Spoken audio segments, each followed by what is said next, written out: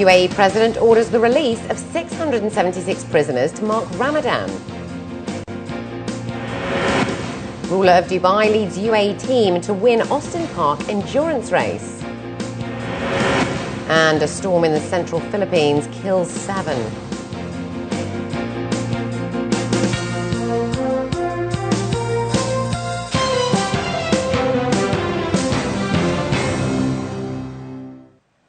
This is 7 National News, and in our top story, UAE President His Highness Sheikh Khalifa bin Zayed Al Nahyan has ordered the release of 676 Emirati and expatriate inmates on the occasion of the holy month of Ramadan.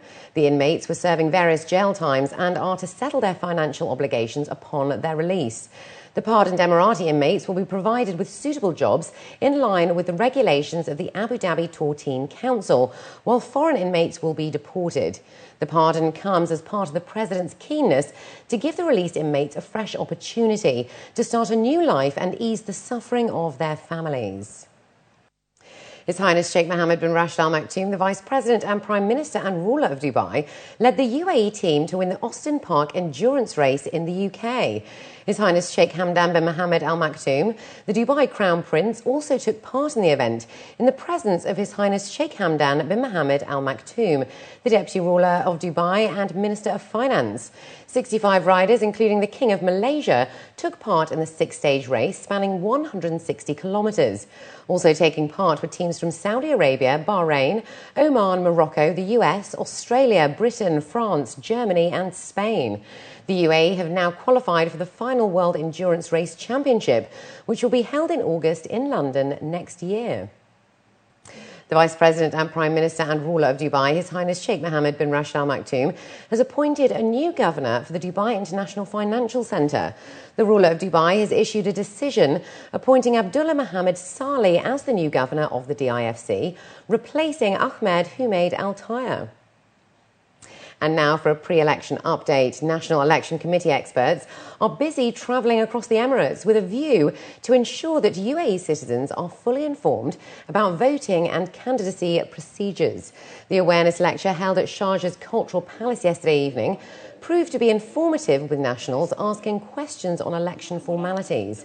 Dubai and the capital have already hosted their awareness lectures, and with just 3 more areas to cover, Ras Al Khaimah, Amal Khain and Ajman, officials say that the response towards individual participation in the September elections is promising. Today lecture attendance, it was very good.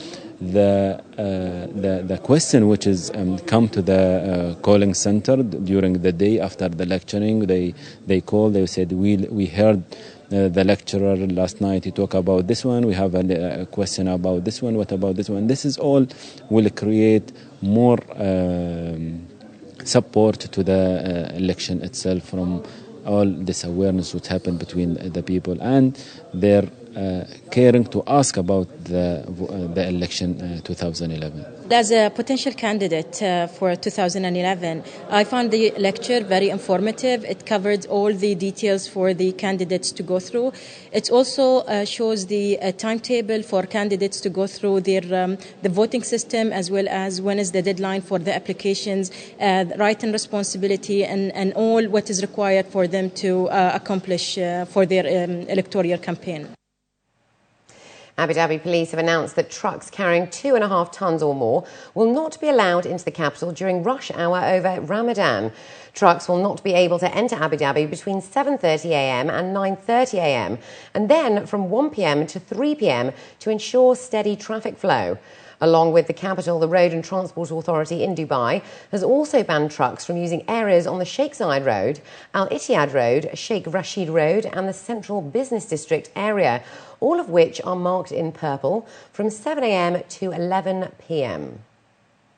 5 years after the Sheikh Zayed Grand Mosque opened to the public, it remains a popular religious and cultural tourism destination in the UAE. According to its officials, it continues to attract hundreds of thousands of visitors from across the globe and is vital in spreading knowledge and understanding about Islam and the UAE's culture. And this coming Ramadan, it will be a focal point for gathering and teaching the community. Khadija Saleh has this report. The Sheikh Zayed Grand Mosque stands majestically at the entrance of Abu Dhabi City. Its gleaming minarets are adorned with pinnacles pointing to the heavens. In recent years, it served as an important landmark in the capital and as a symbol of Islam. It has a variety of activities on offer, which are aimed to spread awareness about the faith as well as the significance of the season. Actually, at Sheikh Zayed Grand Mosque Center, we have a special program for Ramadan in so many ways. The first thing is for the 5th year, we will do the iftar, gathering iftar for Muslims here in the mosque. They usually come between 20 to 30,000 people every day to have their iftar here.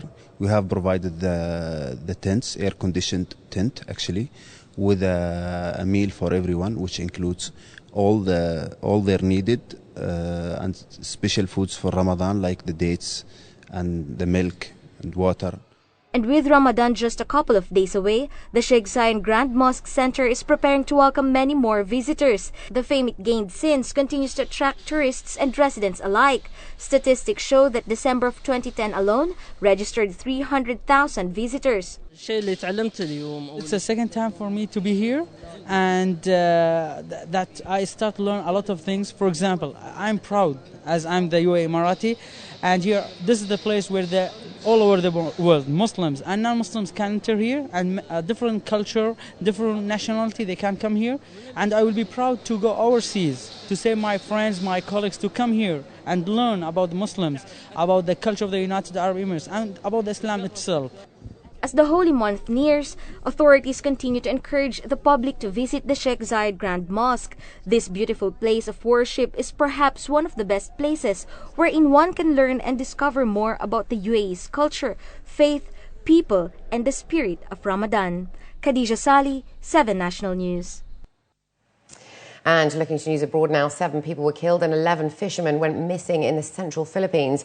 A storm, Nock-Ten, battered the main island of Luzon, suspending schools at midday and grounding domestic flights and ferries.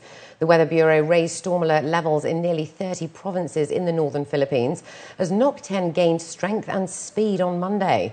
The storm triggered landslides that killed 7 people in the Albay province in the Bicol region. The volume of rainfall the local Weather Bureau had collected in the last 24 hours was more than the total amount of rain for the whole month of July, packing centre winds of 65 kilometres per hour and gusts of up to 80 kilometres per hour. Nock-Ten is moving northwest at a speed of 19 kilometres per hour. Tens of thousands have been moved to shelter areas and at least 22 domestic flights have been suspended. And the head of the United Nations Atomic Watchdog Agency praised the cleanup work at Japan's Fukushima nuclear power plant after touring the compound, still strewn with rubble and highly radioactive debris on Monday. The UN chief Yu-kiya walked close to highly radioactive spots while touring the nuclear plant and seashore, crippled by the tsunami of March the 11th. Japan said last week that it was on track with efforts to take control of the Fukushima nuclear plant, but cautioned that a final cleanup could take many years. First, I felt the enormous power of tsunami and hydrogen explosion. But at the same time, I felt a sort of passion by the workers and engineers here. A leader of the fact-finding team, Dr. Whiteman, said that in order to solve the accident, passion is needed. And I felt that passion here. And up next, we have the day's business news, so stay with us.